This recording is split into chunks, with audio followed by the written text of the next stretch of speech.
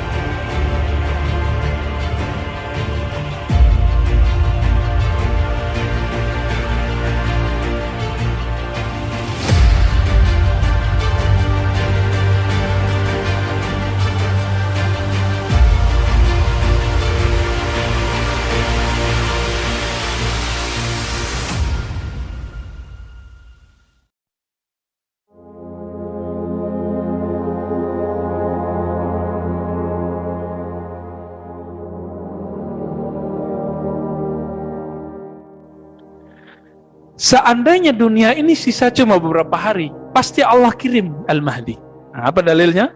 Disebutkan dalam hadis Imam Tirmizi, "Lau lam yabqa minad dunya illa yaumun." Qala zaidah fi hadisihi, "La tawwalallahu dzalikal yaum hatta yab'atsa fihim rajulan min ummati aw min ahli baiti." Seandainya tidak tersisa lagi sebelum kiamat kecuali satu hari doang nih, pasti Allah kirim, Allah bangkitkan seorang yang bernama Al-Mahdi. Pasti. Lalu Allah panjangkan hari itu. Jika Dajjal 40 hari, satu hari sama dengan 1 tahun. Di hadis Imam Ahmad itu kan dikatakan hari pertama sama seperti 1 tahun, hari kedua seperti 1 bulan, hari ketiga seperti 1 minggu, hari keempat seperti 1 hari, lalu hari berikutnya sama seperti hari-hari yang lain. Namun kalau kita masuk pada hari itu sama kayak 40 tahun rasanya. Kok bisa?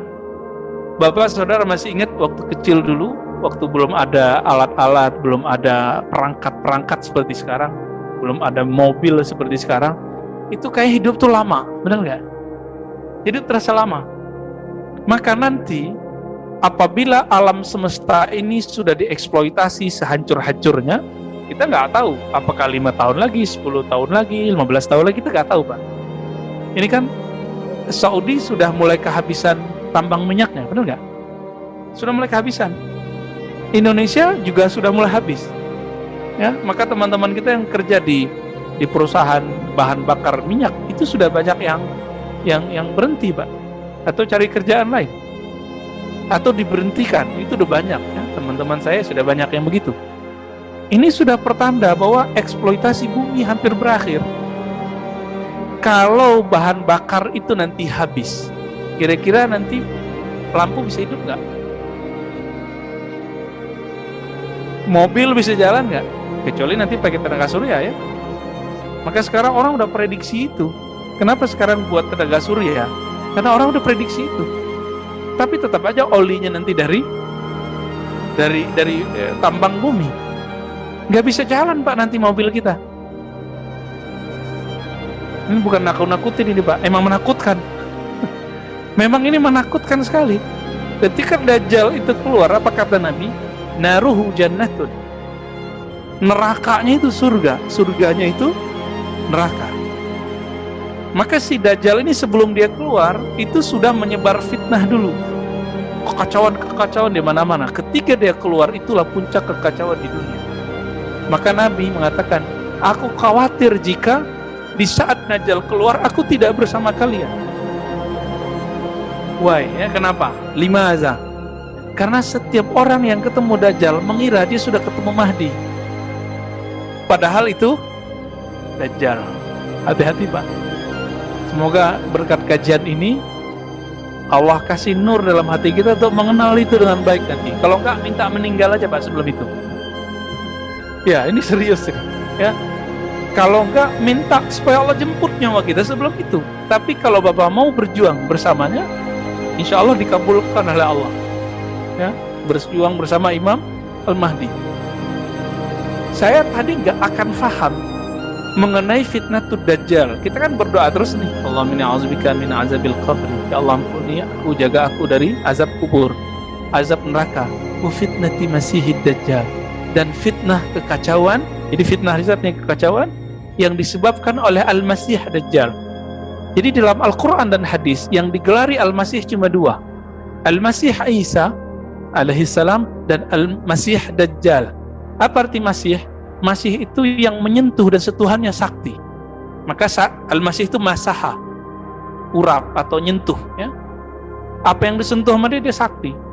Dia mau apa kejadian. Maka yang membunuh Ad-Dajjal itu nanti cuma Al-Masih yang asli, bersama-sama dengan Imam Al-Mahdi. Begitu dalam hadis dikatakan. Nah, tapi sebelum itu apa yang terjadi? Allah itu sudah setting alam semesta bahwa dunia ini dikuasai oleh kezaliman. Kezaliman siapa? Kezaliman yang disebabkan oleh Al-Masih Dajjal. Ini. Jadi nanti itu kacau semua. Nah, sampai terjadi pandemi ini saya baru paham Pak, apa yang disebut fitnatud dajjal. Tadi saya nggak paham fitnatud dajjal itu apa. Nggak paham sama sekali. Ketika dulu terjadi SARS, paling cuma daerah regional, daerah tertentu aja gitu ya. Dulu sebelumnya apalagi? Ya, termasuk virus TBC, polio, itu kan cuma beberapa negara aja, ya kan? Tapi ketika terjadi pandemi sekarang ini, COVID ini, saya baru paham apa yang disebut dengan fitnatul masih dajjal. Ini baru awal. Ini baru awal. Kenapa saya sebut awal? Karena dalam hadis dikatakan Al-Mahdi itu keluar untuk memenuhi bumi dengan keadilan, sebagaimana bumi dipenuhi dengan kezaliman. Ini di COVID aja penanganannya tidak sedikit kezaliman yang kita dengar. Mungkin bukan dari pemerintah, tapi dari siapa gitu ya. Bapak rapid test itu proyek lagi nggak? Swab proyek lagi Pak. Ke teman kita udah jelas nggak? Bukan COVID. Itu ada teman kita 1-2 ya, tapi dia cerita, saya nggak tahu itu benar atau tidak. Apa dia kena dajjal juga kita nggak tahu ya. Dia bilang saya nggak sakit apa-apa kok, cuma ditahan sama rumah sakit, disuruh tes dulu. Akhirnya diisolasi, padahal belum jelas statusnya apa. Karena sudah ketakutan, ya imunnya rendah, imunnya lemah, ya kena juga jadinya. Nah ini kejadiannya. Dan disebut pandemi itu karena sudah meliputi semua negara, benar nggak? Hampir semua negara Pak, kecuali negara yang terbelakang nggak punya akses berita. Jadi mereka nggak ngeh kalau ada COVID. Atau ada negara yang pura-pura nggak ngerti, itu negara Yaman. Yaman itu pura-pura bego aja Pak ya. Cuek aja deh. Tapi apa akibatnya? Sudah ratusan kita dengar kabar ulama atau orang soleh meninggal di sana. Ya, udah banyak habaib ulama-ulama besar meninggal Pak di sana. Karena mereka kalau maulidan, kalau zikiran ya cium tangan. Kita tidak menolak ada COVID, tapi cerita yang digoreng berlebihan kita nolak. Itu aja bedanya Pak ya. Karena fitnah ini nyata. Jadi semua bumi, semua wilayah bumi itu kena. Kalaupun ada 1-2 negara yang mengklaim dirinya bebas dari COVID, tapi mereka ketakutan sama COVID. Ini yang disebut fitnah. Kekacauan yang disebabkan oleh si Dajjal itu. Apa arti Dajjal tadi? Pembohong.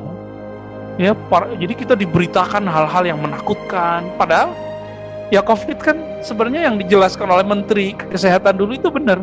Ini flu, tapi flu-nya lebih parah dikit gitu. Orang mati karena flu, influenza kan banyak juga. Tapi kenapa nggak diinfokan? Karena emang tidak separah flu yang ini, terutama yang punya penyakit bawaan. Akhirnya ketakutan karena berita. Coba rasakan Pak, bulan-bulan Maret, pertengahan, April, Mei sampai puasa kita. Menegangkan nggak? Baik. Jadi Dajjal itu sudah bawa fitnah. Fitnahnya itu mirip kayak iklan, mohon maaf. Iklan-iklan sekarang itu kadang barangnya belum ada Pak, tapi iklannya sudah ada. Benar nggak? Coba tanya sama teman-teman kita itu. Ini cara model fitnah tuh Dajjal itu. Barang belum ada nih, iklan duluan. Disetting lah nanti supaya ini sudah banyak yang minta. Akhirnya misalnya disebar orang-orang ke warung-warung untuk ada yang nanya tentang barang ini.